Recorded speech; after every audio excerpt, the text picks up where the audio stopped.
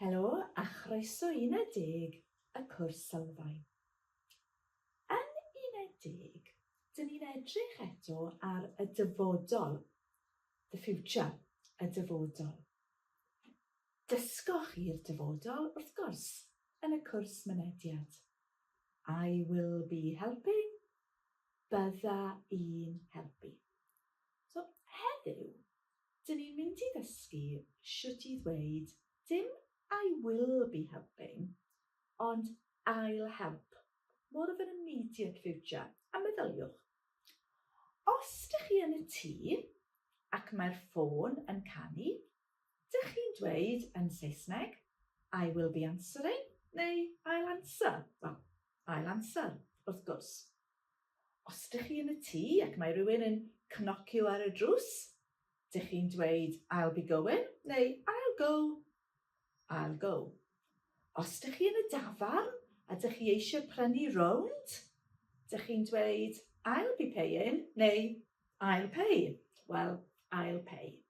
Felly heddiw, dyn ni'n mynd i ddysgu shwt i ddweud y dyfodol, the future, but more of the immediate future.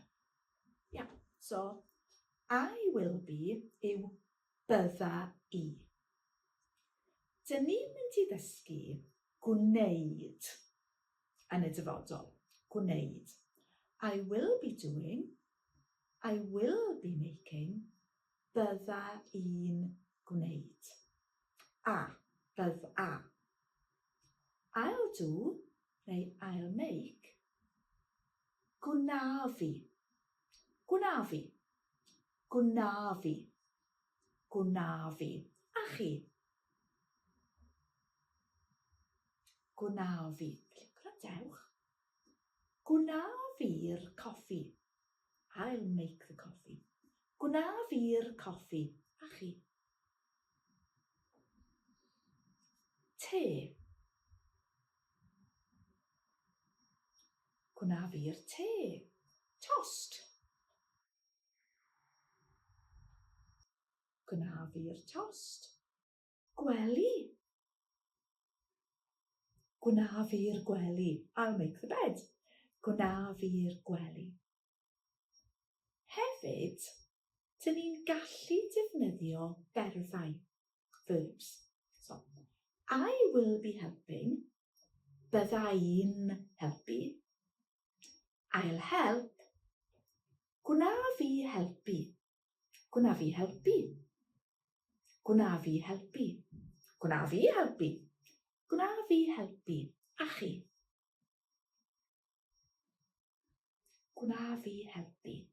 Ond, ar ôl gwnafu, y short form, gwnafu, mae treiglad meddal. Felly, gyrru, I'll drive, gwnafu yrru. I'll drive, gwnafu yrru heno. Gwnafu yrru heno. Gwnafu yrru. A chi? Beth am coginio? I'll cook.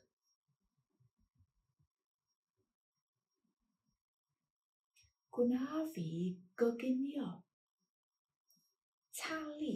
I'll pay.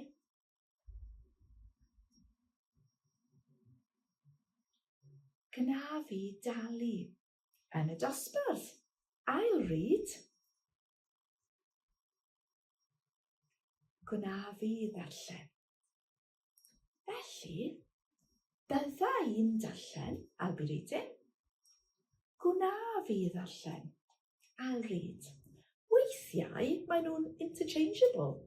Bydda i'n darllen yn y gwely heno, gwnafu ddarllen yn y gwely heno. Gwnafu. Felly, dyn ni'n mynd i edrych ar bob person. You will be, byddi di. You will make, gwneudi. Mae I dot yna, gwneudi. Gwneudi. A chi? Gwneudi. Gwneudi. You'll pay, gwneudi dalu. gwneud i dalu. Ond wrth gwrs, mae gwneud i yn dda mewn cwestiwn. Ac yn y cwestiwn, mae treiglad meddal. Wneud i. A dyma siwt dyn ni'n gofyn ffafr a sgyfeifa yn Gymraeg. Wneud i. Wneud i. Oh, will you help? Wneud i helpu. Will you drive?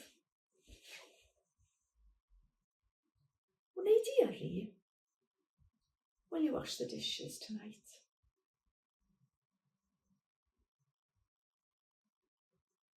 Wneud i olchi'r llestri heno. A, sori, yes and no newydd, yr ateb yw gwnaf. I will do so. Gwnaf. Gwnaf. Gwnaf. Ac wrth gwrs, nawnaf. Nawnaf.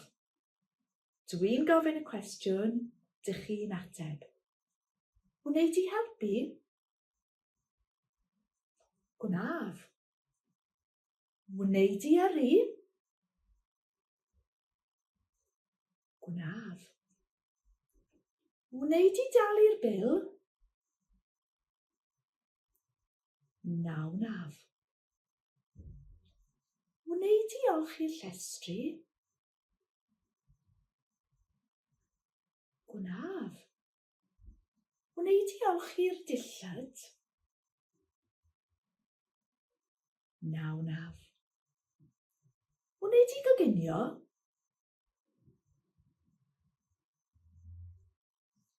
Nawnaf. Wneud i helpu? Gwnaf. Gwnaf wrth gwrs. Felly, I'll do, I'll make, gwnafu. Ti, gwneud i. OK, nesa, ni. We will be yw byddwn ni, wn. We'll do, neu we'll make, gwnawn ni. Gwnawn ni. Gwnawn ni. A chi? Gwnawn ni. We'll help. Gwnawn ni helpu. We'll pay. Gwnawn ni dalu. We'll drive. Gwnawn ni yrru. Da iawn. You will be, byddwch chi. You'll do, neu you'll make. Gwnewch chi. Gwnewch chi. Ond wrth gwrs, fel gyda ti, fel arfer, dyn ni'n clywed y cwestiwn. A'r cwestiwn yw, wnewch chi. Wnewch chi helpu. A chi, wnewch chi helpu. Wnewch chi helpu. Will you stay? Wnewch chi aros. Will you leave? Wnewch chi adael. Ac eto, I ateb, yes I will. No I won't. Gwnaf. Nawnaf. Atebwch y ddau gwestiwn. Wnewch chi helpu? Gwnaf. Wnewch chi adael nawr? Nawnaf. A nhw. They will be yw byddan nhw. They'll do neu they'll make. Gwna nhw. Gwna nhw. Gwna nhw. A chi? Gwna nhw. They'll help. Gwna nhw helpu. They'll stay. Gwna nhw aros. They'll read. Gwna nhw ddarllen. Nawr, dwi wedi anghofio un. Beth am a hi? Wel, gwrandewch. Bydda I gwnafu. Byddi di gwneud i. Byddwn ni gwnawn ni. Byddwch chi gwnewch chi. Byddan nhw gwna nhw. Dych chi'n gweld, y relationship? Ond mae a hi yn odd. Bydd hi, bydd e, bydd y plant. Does dim ending. Felly, he'll do or make, she'll do or make, gwrandewch. Gwnaeth. Gwnaeth e, gwnaeth hi, gwnaeth y plant. Gwnaeth. Gwnaeth e. Felly, he'll help. Gwnaeth e helpu. He'll stay. Gwnaeth e aros. She'll stay. Gwnaeth hi aros. She'll leave. Gwnaeth hi adael. So, tipyn bach o recap. Gwna fi, gwneud i, ond fel arfer y cwestiwn. Wneud i, yr ateb. Gwnaf, nawnaf. Gwnaeth e, gwnaeth hi.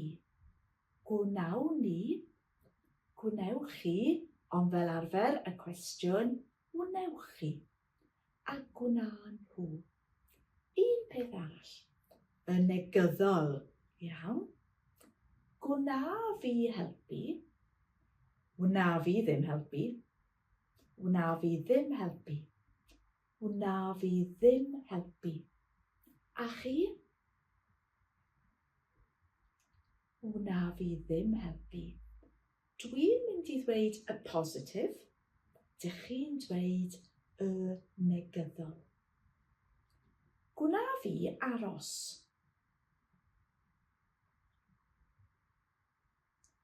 Wna fi ddim aros. Gwna fi yrru.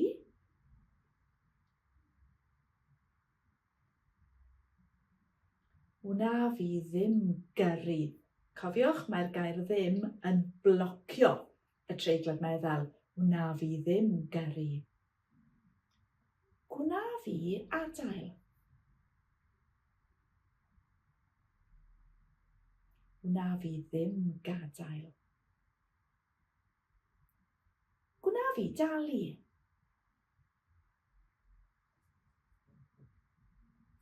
Wna fi ddim talu. Gwna fi brynu diod i ti. Gwna fi brynu diod i ti.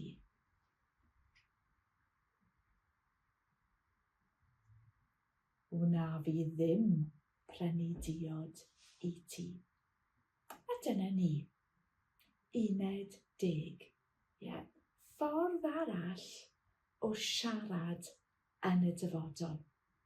A dyn ni'n gweithio ar y tens newydd yma yn yr uned nesaf hefyd. Ond, am heddiw, hwyl fawr. Cofiwch, os ydych chi'n hoffi'r fideos yma, ewch i YouTube Dysgu Cymraeg.